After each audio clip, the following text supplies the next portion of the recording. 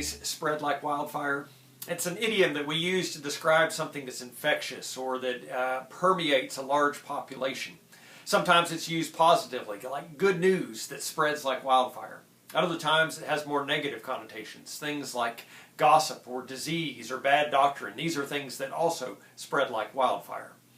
Well, last Sunday was Pentecost Sunday, and what we know that happens on that day is what's recorded in Acts chapter 2, the coming of the Holy Spirit to the early followers of Christ. And what we know is from that point forward, the good news of Jesus Christ spread like wildfire through people like Peter and Paul, first to the Jewish world and then to the Gentile world. I remember as a kid, one of the most memorable parts of that Pentecost story was the fact that when the Holy Spirit came upon those early followers, they began to speak in different languages. I thought that was really cool. But I also remember being concerned about the fact that they couldn't talk to each other anymore. They spoke different languages. I guess I never considered the fact that they might have received an additional language to speak, not just total different language.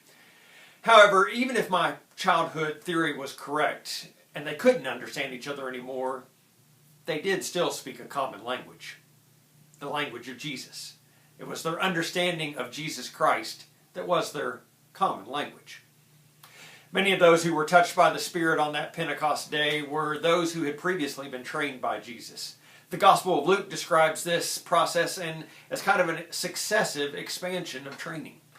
In verse 1 of chapter 8, it shows Jesus teaching the good news to the cities and the villages. Then in verse 1 of chapter 9 of Luke, Jesus sends out 12 to the cities and villages where they now heal and proclaim. And then in verse 1 of chapter 10, 70 are sent out. Well, this Sunday we're going to pick up on the story of where those 70 who were sent out in mission return to share the results of their efforts. And even though that takes place prior to the coming of the Holy Spirit in Pentecost, I want to give you a sneak peek. The Holy Spirit played a role in this story too. Well, the story of Acts is that story of the good news of Jesus Christ spreading to a world that did not know Jesus. And today you and I live in a world that also doesn't know Jesus. North America is now a mission field. More and more of our friends and neighbors know less and less about Jesus Christ. So what will it take to spread the gospel message like wildfire again in our day? I don't fully know the answer to that, but I'm confident of these two things. One, it's going to require the empowering presence of the Holy Spirit. And two, it's going to require that you and I are well versed in the language of Jesus and in knowing Him more fully.